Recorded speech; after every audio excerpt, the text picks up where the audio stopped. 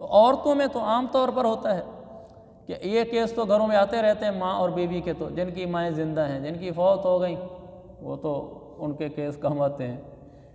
بیوی عورت ذات میں عزیز بھائی ہمیشہ یاد رکھو، عورت کے آنسو اور بچے کے آنسو یہاں کھڑے ہوتے ہیں، اس میں کبھی کمزور دل نہ بننا۔ بچہ بیٹھے بیٹھے ٹپ سے آنسو گرا دے گا، تھوڑی دیر ہنسنا شروع ہو جائے گا۔ عورت بیٹھے بیٹھے ٹپ سے آنسو گرا دے گی، آپ کا دل اس سے متاثر نہ ہو کہ یہ تو میری بیوی بیچاری رونے لگ گئی ہے، تو لہذا میری ماں نے بڑی زیادتی کی، میرے بھائی نے بڑی زیادتی کی ہے، تو ایسا نہ کریں۔ اس کا آنسو جھوٹا بھی ہو سکتا ہے، سچا بھی ہو سکتا ہے، یہ بھی مطلب نہیں کہ جب بھی روئے کہ جھوٹے آنسو رو رہی ہے، لیکن آپ اتنا ضرور تیقظ، بیداری اور ہوشیاری سے، ضرور سمجھداری سے، بیدار مغزی سے ضرور کام لیں کہ آپ پرکھ سکیں کہ اس کا رونا کیسا ہے، اس کے پیچھے حقائق کیا ہیں۔ آپ جلد ایموشنل، جذباتی نہ ہو جائیں۔ ماں کا بیان سن کر، بیوی کا بیان سن کر، بچے کا بیان سن کر، خاص طور پر عورت ذات کا بیان سن کر، اس کے بعد میں مبالغہ، مکر اور جلدی اگلے کو متاثر کر دینا، یہ بہت زیادہ ہوتا ہے۔ عورت کے مکر کو مرد نہیں پہچان سکتا، عورت کے مکر کو مرد نہیں پہچان سکتا۔ اللہ نے کیا کہا قرآن میں شیطان کے بارے میں؟ اچھا، ضعیفہ کے لفظ ہیں قرآن میں۔ جو شیطان کا مکر ہے نا، اللہ نے فرمایا شیطان کا مکر کمزور ہے۔ جب عورت کا مکر اللہ نے بیان فرمایا نا، اللہ نے فرمایا اِنَّ کَیْدَکُنَّ عَظِیم، عورتوں کا مکر بہت زیادہ بڑا ہے، صرف بڑا نہیں، بہت زیادہ بڑا ہے۔ عورت کے مکر کو مرد نہیں پہچان سکتا۔ مرد کہے مجھے پتہ چل گیا ہے، دیکھو یہ یوں گیم کھیلنا چاہ رہی تھی، وہ تو مکر ہی نہیں تھا۔ مکر تو کہتے ہیں اس کے جس کا آپ کو پتہ ہی نہ چلے، وہ گیم کھیل گئی ہے، سب کچھ ہو گیا، تجھے پتہ ہی کوئی نہیں، تو یہ کہتا پھر رہا ہے کہ شکر ہے بیوی کی طبیعت ٹھیک ہو گئی ہے، ورنہ تو یہ بیچاری بڑی بیمار تھی۔ وہ بیمار تھی یا کیا تھی، یہ تو اللہ ہی بہتر جانتا ہے۔ اس کا یہ مطلب بھی نہیں ہے کہ ہر بیمار کو کہہ دینا بھی تو نے مکر کیا ہوا ہے، لیکن بیداری کی آنکھیں ضرور کھولنی چاہیے، بیداری کی آنکھیں ضرور کھولنی چاہیے۔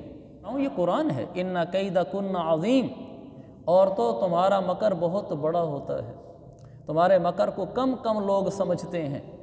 تو اپنے آپ کو جہاں کہیں فیصلہ کرنا ہو تیقظ سے کام لیں، خاص طور پر عورت کی ذات کے بارے میں۔ ایسا بھی نہ ہو جائیں کہ اس کے ہر آنسو اور ہر بات کو جھوٹا سمجھیں، اور ایسے بھی نہ ہوں کہ اس کی باتوں اور اس کے آنسو سے جلدی متاثر ہو جائیں۔ تیقظ اور بیداری سے کام لیں۔ اسی لیے کہا جاتا ہے کہ چھوٹی عمر میں شادی نہیں کرنی چاہیے۔ ابھی بچہ بالکل چھوٹا ہے اور اس کی شادی کر دی، شادی کا مطلب صرف اتنا تو نہیں ہوتا کہ میاں بیوی ہو گئے ہیں۔ شادی کا مطلب ایک نئی زندگی کا آغاز ہے جس میں اس کو سربراہی کا عہدہ ملنا ہے، یہ گھر کا سربراہ بننا ہے۔ کیا اس کو سربراہ بننا آتا بھی ہے کہ نہیں آتا؟ یہ دو فریق کے درمیان فیصلہ کرنے کی صلاحیت بھی رکھتا ہے کہ نہیں رکھتا؟ ایسا تو نہیں کہ ماں اس کو بھڑکائے جا کر بیوی کو مارنا شروع کر دے۔ جیسے بیوی عورت ہے ایسے ماں بھی عورت ہے۔ ماں بھی بعض دفعہ اتنا بچے کو اکسا دیتی ہے، بیٹے کو، اتنی حقیقت نہیں ہوتی، لیکن آدمی جذباتی ہو جاتا ہے۔ ماں آتی ہے کمرے میں اور آ کر کہتی ہے اف بیٹا میں کیا کہوں، آنسو ٹپ، میں تو بڑے خواب دیکھتی تھی، میرا بیٹا جوان ہوگا، گھر میں سکھ آئے گا، بہو آئے گی، میرا دست و بازو بنے گی، اس سے تو بیٹا نہ آتی اچھی، تو میں تو اکیلے بیٹھ بیٹھ کر اپنے دوپٹے سے آنسو صاف کرتی رہتی ہوں۔ بس لڑکا جذبات میں آ جائے گا، کہے گا میری بیوی ہوتی کون ہے، میری ماں کے ساتھ ہی کرنے والی، میری ماں آنسو پوچھتی ہے تنہائی میں بیٹھ کے۔ بس ماں نے تھوڑے دو چار جملے اور کہہ دیے، اگر ماں اور بیوی جھگڑ رہے ہیں، یہ اوپر آ گیا، ماں رونا شروع کر دے گی، کہے گی بیٹا میں نے تو خوشی کے دن دیکھنے کے لیے تیری شادی کی تھی، اس نے تو میرا جینا دوبھر کر دیا ہے، اس کے رکھنے سے تو نہ رکھنا بہتر ہے۔ بیٹا کہے گا طلاق طلاق طلاق۔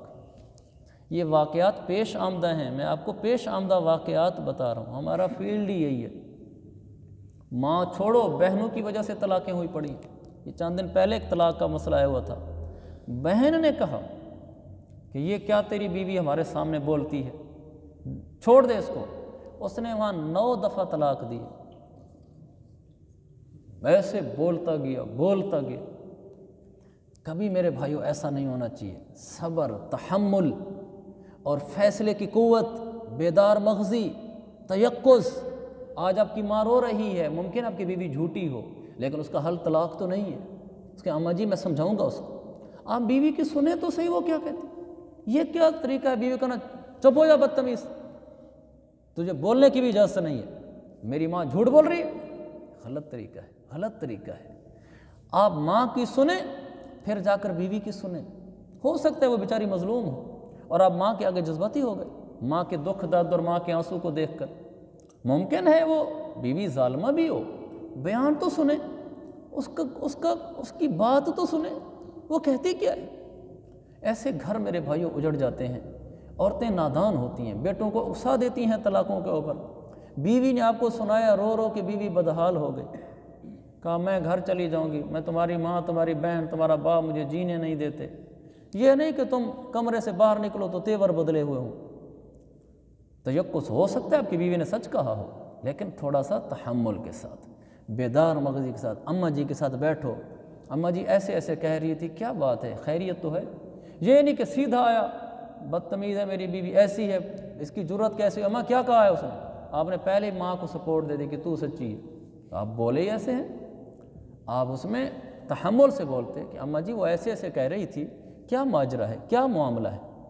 بڑے آدمی کا ثبوت دیں، بچپن کا ثبوت نہ دیں کہ جذباتی ہونے والے کام نہ کریں۔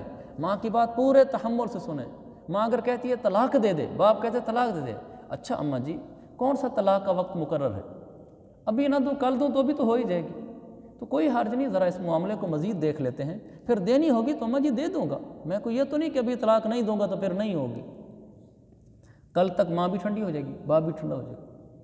اللہ تعالیٰ میرے عزیز بھائیوں بچائے۔ اگر کسی کو طلاق دینے کی نوبت آ جائے، میں دست بستہ ہاتھ جوڑ کے عرض کرتا ہوں، کبھی غصے میں طلاق نہ دینا، میری گزارش ہے۔ بہت سارے ماشاءاللہ نوجوان بیٹھے ہوئے ہیں، میرے عزیز بھائیوں کبھی غصے میں طلاق نہ دینا۔